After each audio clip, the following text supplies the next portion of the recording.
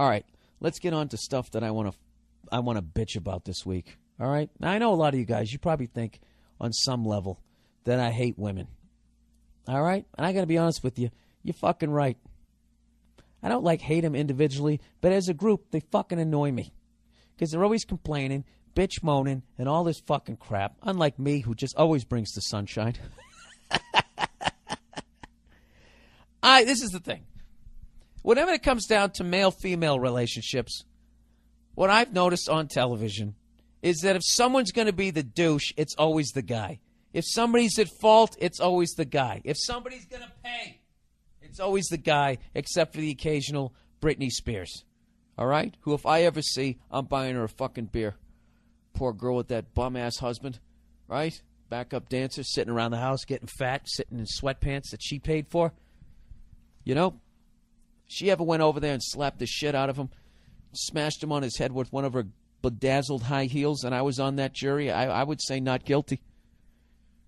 I would say not guilty. I would say she's a fucking hero that she hasn't done it yet. Here's a story for you. These are the stories. I'm just going to put this out here because I'm really hoping that this is going to inspire somebody to start some sort of legislation or whatever the fuck you need to do to turn things around. Because in this country, there's a major problem. Women are organized and guys are not when it comes to this relationship shit. All right? Oh, you go right ahead and roll your eyes, ladies. I don't give a fuck. This isn't for you. All right? Here's a nice story. I'm going to read one of these every fucking week to fucking people realize what is going on. All right? What is not what is going on. What is also going on. Is every fucking 3 minutes, I got to watch the story about some poor woman who got the living shit kicked out of her by some asshole guy.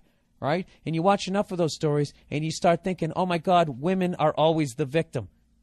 It's not so. Here's a nice story for you. A little story called, Who Knew I Was Not the Father?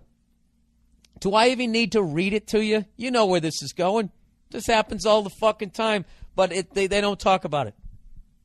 You know, it's not considered a major fucking problem. It's because guys are not organized, and we have to start bitch, moaning, and complaining the way women do. All right? Just mentally try and imagine what it's like to have a period, and that's the mindset you need to get in to make change in this country. That's what I think. That's what I think is needed. All right? Okay, here we are. Boys and girls, gather around. Who knew I was not the father? Take one. It was July in 2007 when Mike L. asked the Pennsylvania courts to declare that he was no longer the father of his daughter.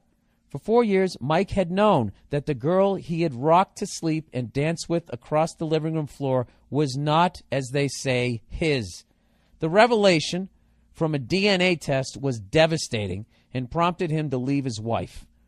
But he had not renounced their child because he's a good shit, because he realized that the kid, you know, it's not the kid's fault that her mom is a whore. You know? This guy's a stand-up guy. But he had not renounced their child. He continued to feel that in all the ways that mattered, she was still his daughter, and he faithfully paid her child support. I mean, this guy is a saint. If there's a God, this guy is going straight into heaven. Okay? He could have been bitter. He could have walked away. He didn't. He stood in. Right? So it was only when he learned that his ex-wife was about to marry the man who she said actually was the girl's biological father that Mike flipped. Supporting another man's child suddenly became unbearable. Can you believe this woman? Why don't they show that? Why don't they're showing all these stories of guys beating women. What about a woman? Why don't they show when women do shit like this? You know, not only did she cheat on her husband, she fucked the dude raw. Not only did she fuck the dude raw, she let him bust it in him. Not only did she have a fucking kid with him, she didn't say shit to her husband. So then this fucking guy, he has to find out. He's sitting there, you know, looking how he looks, and his kid doesn't look anything like him. And she doesn't say shit, so one day he goes to Walgreens, gets a little DNA test, does a little swab of her and then him. Sends it off to, you got to be shitting me, labs in fucking Colorado. Comes back, finds out it's not his kid. He's absolutely fucking devastated. His goddamn marriage is over, and he's still a stand-up guy. So now this fucking whore goes back with the guy that actually knocked her up. Now they're living together.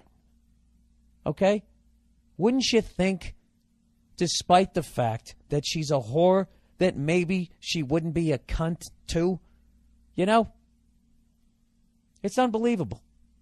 Why not at that point just have the fucking real dad pay? And if for some reason the courts are making this guy go through the motions of writing the check, just take the check, cash it, and give it back to the guy. Why can't you do that? You know why? Because they can never have enough.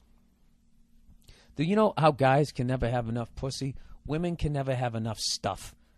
You ever notice that? Even if they have a one-night stand, they still got to get a T-shirt, you know? They always got to get something. I don't know if I've said that before in this podcast, but it's fucking true. They always got to have stuff, you know? And they got this free fucking money coming. And this bitch has got she's pimping these guys. She's got two guys working for her. Goddamn genius. Also a cunt, but she's a genius of a cunt, okay? I mean, how dumb is that guy who actually knocked her up? How dumb is he to marry her? Who the fuck marries somebody who makes somebody their wife who was already somebody else's wife and fucked around with you? You saw what she did. You think she's not going to get tired of you? You think she's not going to go somewhere else, get some more dick and a little more, you know, foreign spackle between the fucking gams? Unbelievable. So there you go. That's not misogynistic that I'm only reading these stories. What I'm doing is I'm trying to balance out the bullshit that you see it on TV. The bullshit vibe that only guys cheat, guys are dogs, guys do all the fucking bullshit. It's okay? We are equal.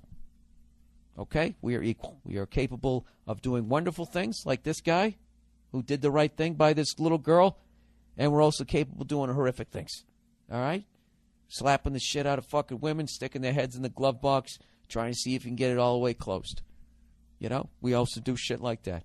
And ladies, right, they can be absolute angels. And they can be a steaming pile of cunt like this woman. So there you go. That's my little fair and balanced reporting for this week. Go fuck yourselves. I've done 2.5 hours of comedy tonight.